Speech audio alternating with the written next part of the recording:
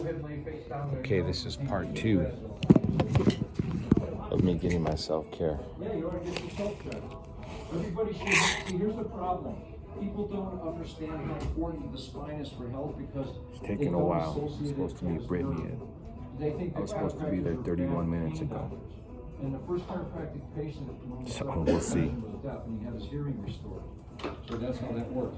Sandy, Oh, interesting about the hearing. Getting Dr. Hani Sahid's number and giving it to them, the podiatrist. Okay. What about the hearing? Okay, slide your hips over. I gotta get more people here. Center. I gotta keep coming and get my son. Let me go there. I had a couple friends call.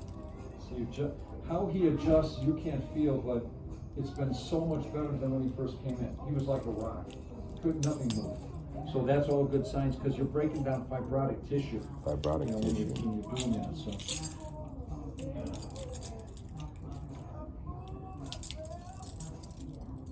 See, every time I think four tops, there's the temptations. And every time you think temptations, there's the four tops. They go hand in hand. That's my take on the four tops temptations. Okay, I'm going to go on this side.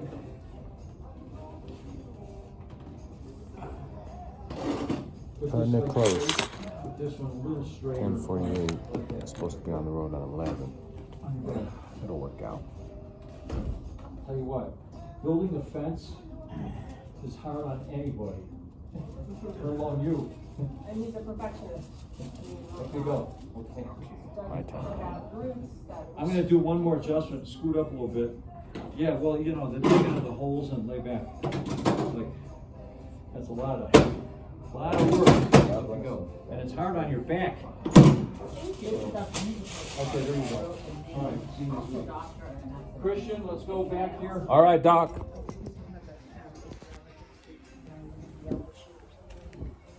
How are you? Hey, I started my podcast show.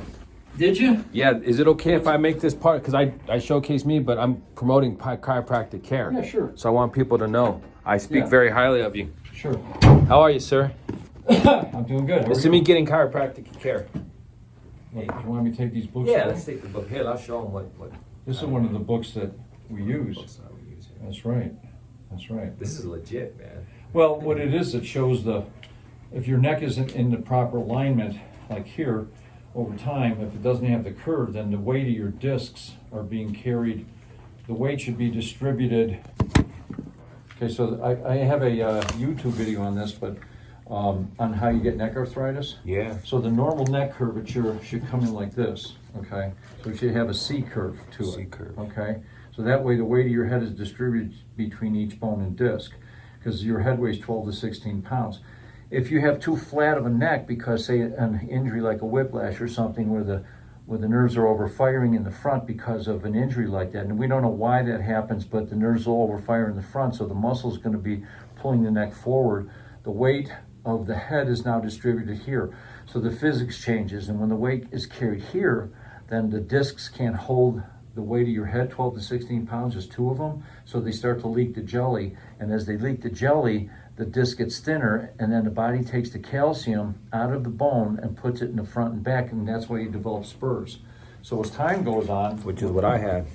well, as time goes on, it looks like this, and you end up with the spurs like this, where again the head's too far forward on the axis point. Again, it should be like this, okay, where this axis line, this purple line, should touch this vertebrae. When it's in the center of this, it should touch this.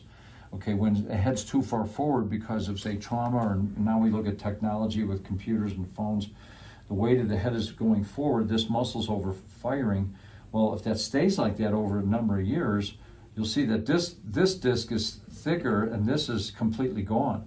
So these two is where the weight is being carried, and the next thing is the body takes the calcium out of here, sticks it here and here. The problem is when it's trying to broaden the base of the vertebrae, because it's sort of like a concrete block you buy at Home Depot or something, where it's wider at the bottom and narrow at the top. That's where they put the post for the building of the deck, so it's a foundational thing.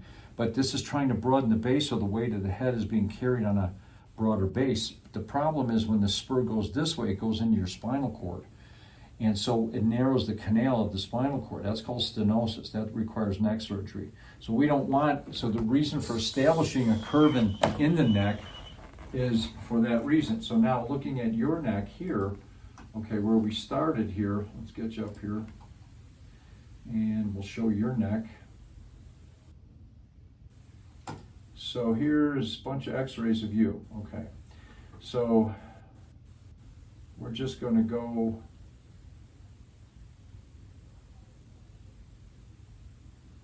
all right.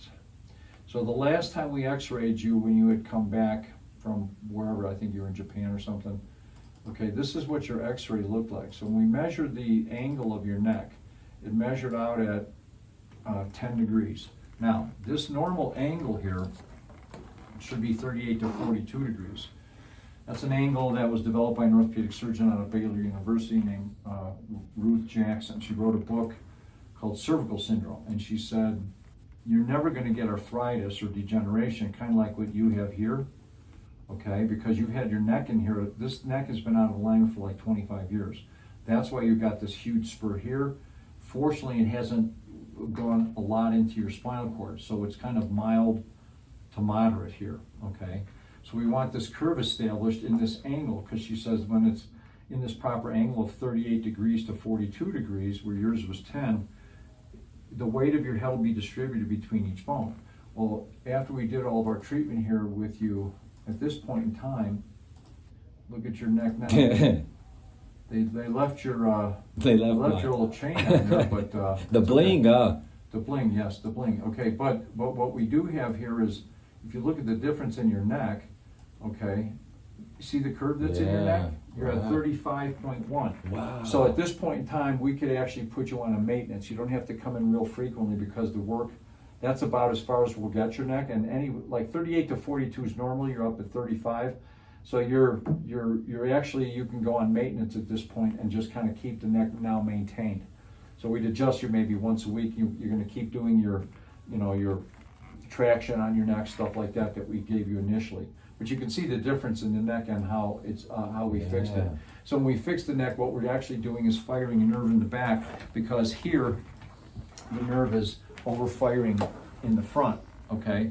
And when it's overfiring in the front, it pulls, the muscle pulls this way. And the reason it would do that is because of an injury, like a trauma, like a whiplash or something like that. And that doesn't mean car accident. It means if your neck is whipping all over the place because of, say, skiing or sports, and we get whiplashes all the time, but people don't know that their neck is out of alignment until finally it starts hurting, or they get numbness or tingling in their hands, or headaches or something like that.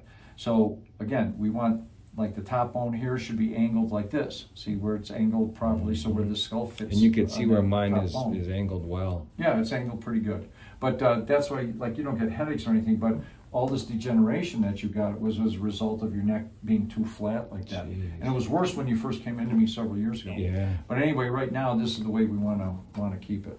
Now, what So about good. the rest of my back? Because I've been feeling a lot of sharp pain in my lower back right here. Well, that's lining up okay in terms of its overall alignment, like based on your last X-ray.